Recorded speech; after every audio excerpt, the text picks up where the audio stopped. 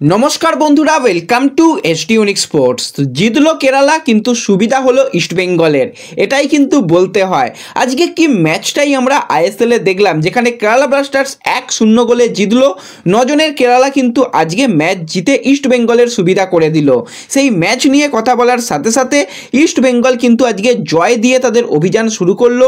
সেই ম্যাচ নিয়ে কথা বলবো এবং নতুন বিদেশি নিয়ে কি বার্তা দিল অস্কার, সেটাও তোমাদের সঙ্গে শেয়ার করে নেব এই ভিডিওতে। তার আগে একটাই রিকোয়েস্ট, চ্যানেলে যারা প্রথমবারের জন্য এসেছো মনে করে চ্যানেলটাকে সাবস্ক্রাইব করে নাও, তাহলে তোমাদের প্রিয় দলের খেলার সমস্ত আপডেট তোমরা এখানে পেয়ে যাবে। তো প্রথমেই যদি আমরা আজকে আইএসএল নিয়ে কথা বলি, 1-0 গোলে কেরালা কিন্তু পাঞ্জাবকে পাঞ্জাবের ঘরের মাঠে হারিয়ে দিল। একমাত্র গোল করেছে নোয়া সাদুই, সেটাও কিন্তু পেনাল্টি থেকে। নোয়া নিজেই পেনাল্টিটাকে একদম খুব সুন্দরভাবে নিয়ে এসেছিল এবং সেই পেনাল্টি থেকে কিন্তু গোল করতে ভোলে না, এবং ওই একমাত্র করা গোলেই কিন্তু আজকে কেরালা জিতলো। শুধু কেরালা জিতলো তা নয়, 58 মিনিটের মাথায় মিলোস, সে কিন্তু রেড কার্ড হয়ে সেখানে 10 জনে হয়ে যায় কেরালা। পরবর্তী সময় আইভান কিন্তু বাজে ফাউল করেছে, সেখানে সরাসরি তাকে লাল কার্ড দেওয়া হয়। সেখানে কিন্তু 74 মিনিটে হয়ে যায় 9 জনের কেরালা। 9 জনের কেরালা কিন্তু অনেক আজকে ভালো খেলেছে বলতে হয়। হ্যাঁ, খুব একটা বেশি অ্যাটাকে হয়তো যায়নি, ওই অন টার্গেট দুটো শট রেখেও ম্যাচ জেতা যায় সেটা কিন্তু আজকে দেখিয়ে দিল। ডিফেন্স যদি ঠিকঠাক হয় তো সেক্ষেত্রে কিন্তু ম্যাচ বার করে দেওয়া যায়, খারাপ দিনেও কিন্তু ম্যাচ বার করে দেওয়া যায়।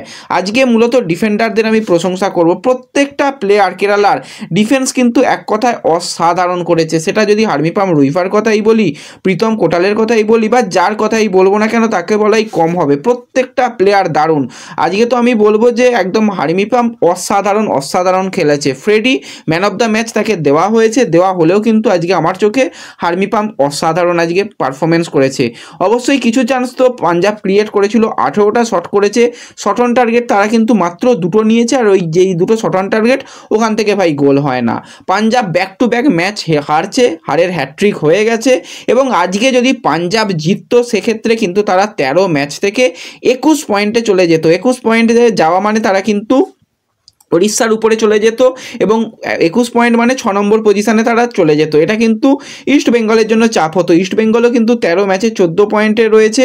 তো সেক্ষেত্রে ইস্ট বেঙ্গলের উপরে যে সমস্ত দলগুলো রয়েছে তারা যত বেশি পয়েন্ট পেয়ে যাবে তত কিন্তু ইস্ট বেঙ্গলের জন্য সুপার সিক্সের লড়াইটা কঠিন হবে।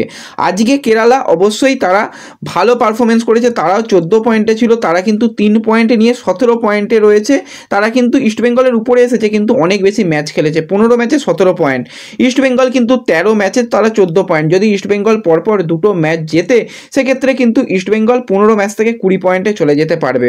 অনেকটা সুবিধা কিন্তু কেরালা করে দিল। আজকে পাঞ্জাব জিতলে কিন্তু পাঞ্জাব অনেকটা অ্যাডভান্টেজ পজিশনে চলে যেত।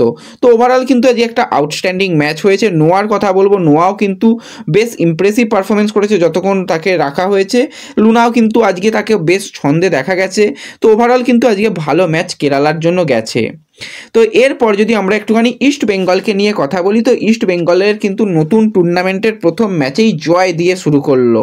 এর আগের সিজনেও তোমরা দেখেছিলে আন্ডার 17-এর যে ম্যাচগুলো হয়েছিল ইউথ লিগের, সেখানে ইস্ট বেঙ্গল ভালো করেছিল। এই বছরও কিন্তু আন্ডার 17-এর ম্যাচের ইস্ট বেঙ্গল প্রথম ম্যাচটাই কিন্তু 4-0 গোলে কিন্তু অ্যাডামাসকে হারিয়ে দিল। অ্যাডামাস কিন্তু সবসময় কঠিন প্রতিপক্ষ হয়, আমরা দেখে এসেছি। লাস্ট ইয়ারও কিন্তু অ্যাডামাস বেশ ভালো করেছিল, এই সিজনেও কিন্তু অ্যাডামাস বেশ ভালো করবে। আজকের ম্যাচটা হয়তো ইস্টবেঙ্গলের জন্যই ছিল, দারুণ পারফরমেন্স হয়েছে ইস্টবেঙ্গলের জন্য।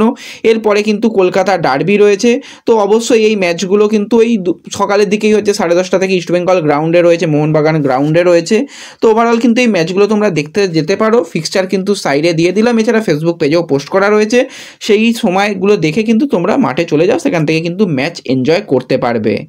তো এরপর যদি আমরা কথা বলি ইস্টবেঙ্গলের নতুন বিদেশি প্লেয়ার, আজকে কিন্তু সাংবাদিকদের মুখোমুখি হয়ে অস্কার ব্রুজন একদম ক্লিয়ার বলে দিয়েছে, যেই বার্তা দিয়েছে সেটাই তোমাদের সঙ্গে শেয়ার করে নিই। মাধি তালালকে এই মরশুমে পাওয়া যাবে না, সেটা কিন্তু আজকে অস্কার জানিয়েছে। তার পরিবর্তে কিন্তু একজন বিদেশি ফুটবলারকে ইস্টবেঙ্গল নিচ্ছে, যার নাম ঘোষণা করা হবে ডার্বির আগেই ক্লাবের পক্ষ থেকে। তার মানে বিদেশি প্লেয়ারের একদম সমস্ত কিছু ব্যাপার রেডি হয়ে গেছে। হয়তো ভিসা ব্যাপারটার জন্যই শুধুমাত্র অপেক্ষা করা হচ্ছে। কালকে ম্যাচ রয়েছে, কালকে খুব সম্ভবত বিদেশি প্লেয়ারের নামের ঘোষণা নাও আসতে পারে। কালকের ম্যাচ হয়ে যাওয়ার পরই কিন্তু মানে প্লেয়ারের নাম ঘোষণা হয়ে যাবে। 11 তারিখে ডার্বি রয়েছে, তার আগেই যে নতুন বিদেশির নাম ঘোষণা হয়ে যাবে বোঝা যাচ্ছে।